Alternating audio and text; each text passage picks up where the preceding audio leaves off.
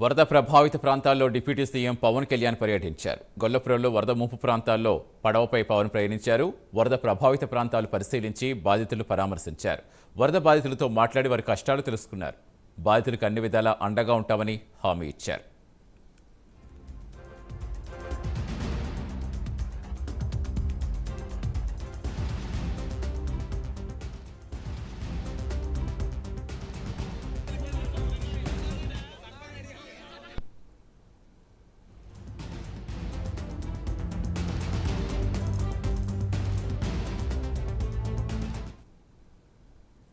వరదలతో ప్రజలకు ఎంతో నష్టం కలిగిందని పవన్ కళ్యాణ్ అన్నారు.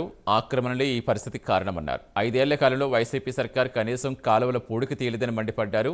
వరదలు తగ్గగానే గొల్లపురంలో బ్రిడ్జి నిర్మిస్తామన్నారు. బాధితులకు శాశ్వత పరిష్కారం చూపుతామని హామీ ఇచ్చారు.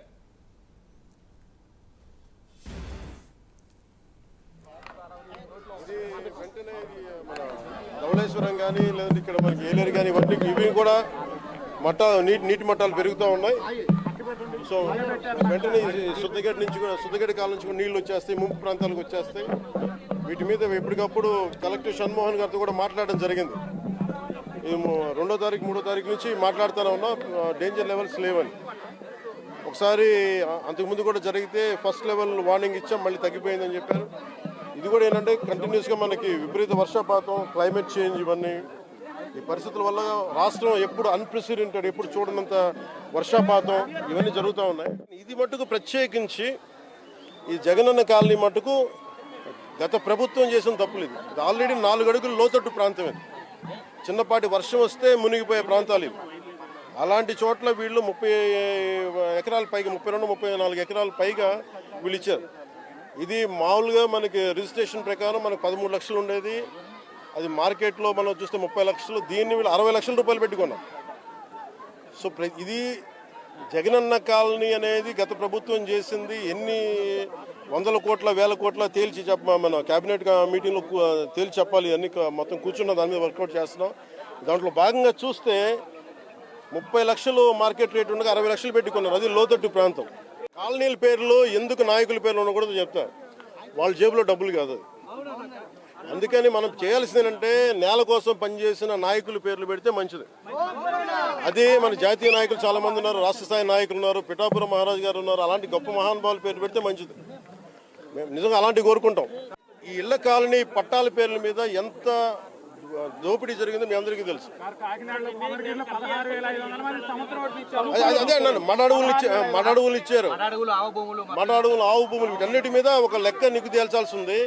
ఇప్పుడు క్లాసిక్గా మీరు చూస్తే మీకు అర్థమవుతా ఉంది డబ్బు ఎలా దుర్వినియోగం జరిగింది. ఈ డబ్బు దుర్వినియోగం ఆపగలిగితే ఈ ఆధునీకరణ పనులన్నీ జరుగుతాయి.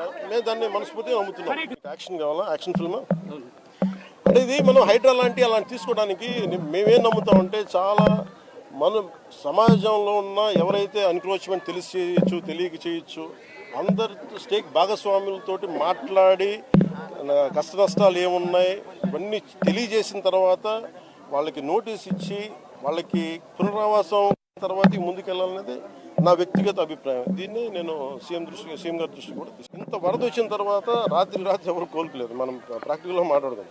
కాదు ఏంటంటే ప్రభుత్వం ఎంత సంసిద్ధంగా ఉందని చెప్పడానికి. ఇలాంటి కష్టాలు వచ్చినప్పుడు నేను అమెరికా లాంటి దేశాల్లో కూడా మీకు కూర్చోబెట్టి మియామి లాంటి చోట, ఫ్లోరిడా లాంటి చోట తుఫాన్లు వస్తే మొత్తం ఒక లక్షలాది మంది, వేలాది మంది నిరాశలు అయిపోతారు. Even their advanced country. అలాంటిది మనకి నేను అడిగేది, మేము ప్రభుత్వం తరపు నుంచి లేదంటే అధికారుల తరపు నుంచి సంసిద్ధంగా ఉన్నాం. అలాగే మేము కోరుకుంటుంది కూడా ప్రతి ఒక్కరు కూడా దీన్ని బాధ్యత తీసుకోవాలని, అలాగే వైసీపీ నాయకులకు కూడా విమర్శల కంటే కూడా మీరు వచ్చి ఆ రంగంలో దూకాలని నేను కోరుకుంటున్నాను.